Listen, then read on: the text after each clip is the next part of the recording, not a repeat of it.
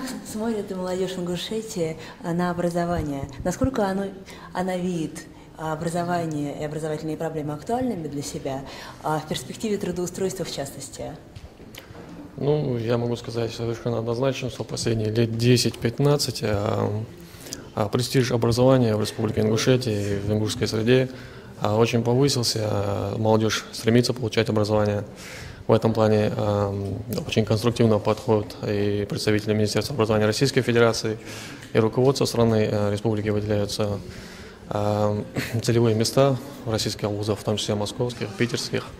Молодежь очень активно пытается учиться. В этом им помогают и республиканские власти.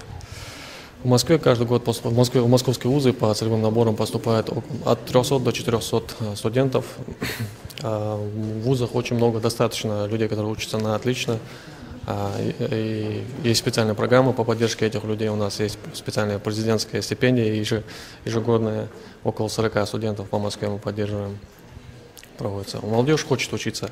Другая проблема в том, что по возвращению эти люди не всегда могут устроиться. Точнее, известная проблема в республике с безработицей, с нехваткой рабочих мест. В этом основная проблема. Но с другой стороны, хорошие специалисты, ребята, они в том числе остаются и в тех городах российских, где они проходят образование, где получают образование, и остаются там. Оставаясь там, они, конечно, помогают своим семьям. Это тоже какая-то поддержка для республики. С другой стороны, тут еще и важно культурное обогащение, духовное обогащение этих людей. Люди, которые выросли в монокультурной среде, эти люди всегда отличаются от тех, которые выросли, воспитывались, ходили в школу, учились в вузе, которые в поликультурной среде. Да? Это совсем другие люди. Да. Поэтому во многих странах, во многих аспектах это положительный пример для республики. Скажите, пожалуйста, предпринимаются ли какие-то шаги к решению проблемы с трудоустройством молодежи?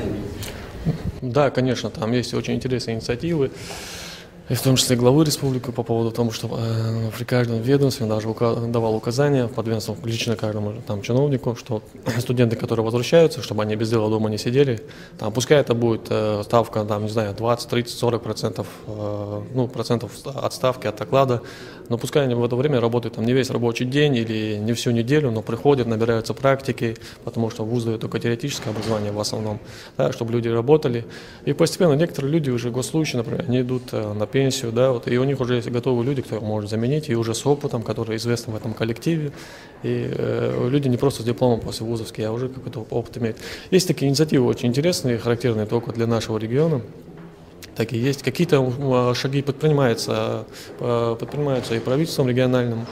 Там бывают проекты, которые поддерживаются Федеральной службой занятости по Республике Ингушетия, Российский фонд, по Республике Ингушетия. Какие-то инициативы есть, но все мы понимаем, что это на сегодняшний день недостаточно. И такое понимание есть и у властей. Дальше работа продолжается, но на сегодняшний день так оно есть. Пока рабочих мест для молодежи недостаточно.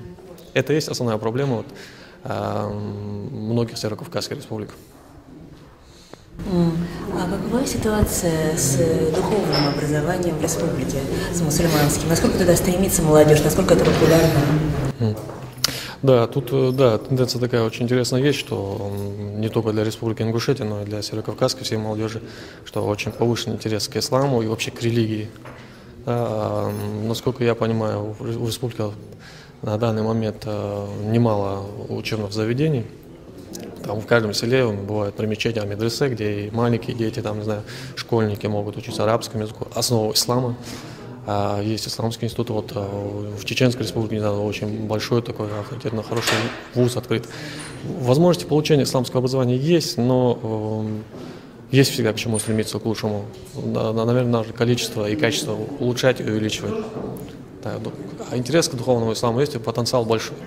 Да, и в основном проблема же, например, когда бывает, в основном это любой регион мира, если вы возьмете, где конфликт, есть нестабильность, какие-то террористические угрозы, там вы всегда найдете, что там низкий уровень образования. Поэтому есть такая замеченная учеными закономерность, и поэтому, в том числе духовно, я думаю, основные проблемы от невежества надо развивать, и чтобы духовное, исламское образование, но духовное, религиозное, оно шло в массы. много проблем от невежества, от незнания. Осуществляется ли централизованный контроль над духовным образованием в республике?